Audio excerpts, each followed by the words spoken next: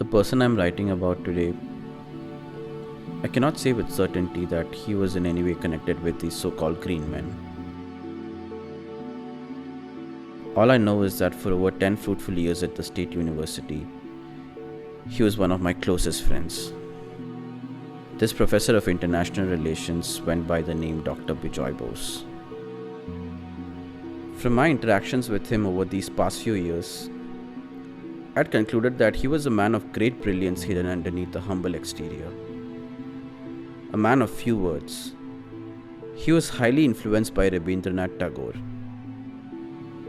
He fully embraced Tagore's philosophy and firmly believed that for global harmony, humanity would have to eradicate the cancer of segregation. A true brotherhood of man. He was recently invited for a conference regarding this topic in Sweden. Last evening, he returned to India to meet up with me. As for myself, my world is associated with everything green. At least biologically. I can confidently declare that my area of expertise is botany, meaning I'm a botanist. Most of my day is spent in my beautiful garden. Averhoa carambola, Magnifera indica, Artocarpus heterophyllus. When Dr. Bose had arrived, I was at that very moment in the garden, basking in the beauty of these trees. The evening sunlight was reflecting off the greenery, causing the entire milieu to be soaked in a mild green aura. Acknowledging his presence, I welcomed him and spoke. The green suits you. What green? On you. But only when the sunlight reflects off this greenery. Maybe it shows the freshness of your ideas. You know, when Tagore wrote his Ode to the Youth, maybe he was thinking of you. I felt that something had changed in the demeanor of my friend post his return. He seemed slightly more restless, and his once gentle look had been replaced by a glint of sharpness. How was the conference? The conference was immaterial. You know what's more important?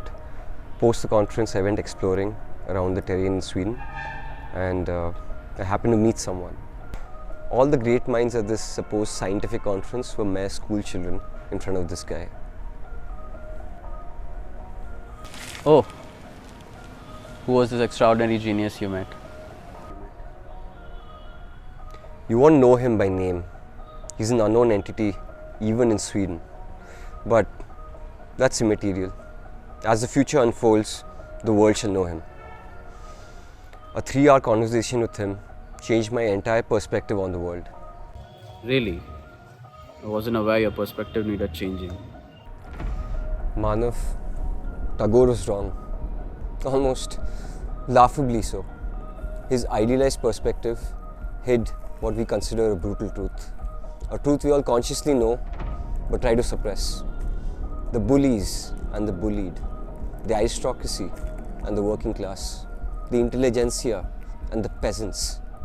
The Venus flytrap and the fly, what are you getting at? The Aryans and the Mongoloids have as much in common as the Bengal tiger to the common sheep. Meritocracy is but a dream. Our genes and our environment are what determine our future. The blacks win the Olympics, the whites win the world. Do you not see what I'm saying? Or are you willfully colorblind?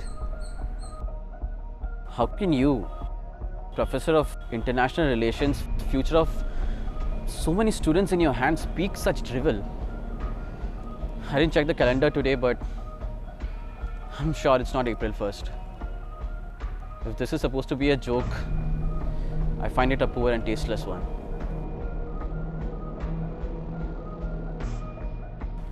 If you truly believe what you're saying, then I think our friendship died a couple of minutes back.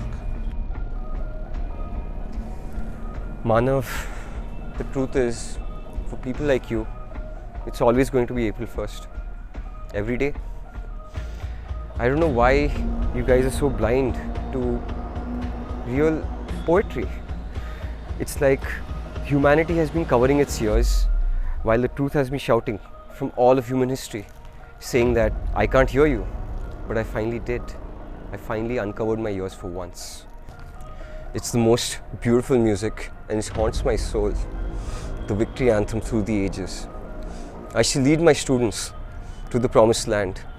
They've been taught wrong their whole lives. A real truth was hidden for centuries. Survival of the fittest. For we grow in numbers, day by day, week by week. We shall emerge victorious on the winning side. We shall wreak vengeance on the weak, wage wars against the woke, widow their women, and their weary children shall weep and moan over the withered husks of their grandfathers. Manav, you'll really regret you didn't join us when you had the chance. See you soon. I'll get you rusticated from the university. Burn every publication you have. And then, this man, my former friend, said the most chilling words I'd ever heard. We're beyond all that now. The pandemic was just the beginning. The culling has begun. As he left, the professor scratched his hand on a concrete pillar. Muttering angrily, he walked away into the sunset. But I wasn't paying attention. I glanced at the thin smear laced across the pillar. I shall never forget what I saw as the last rays of sunlight illuminated the evening. The blood was bright green.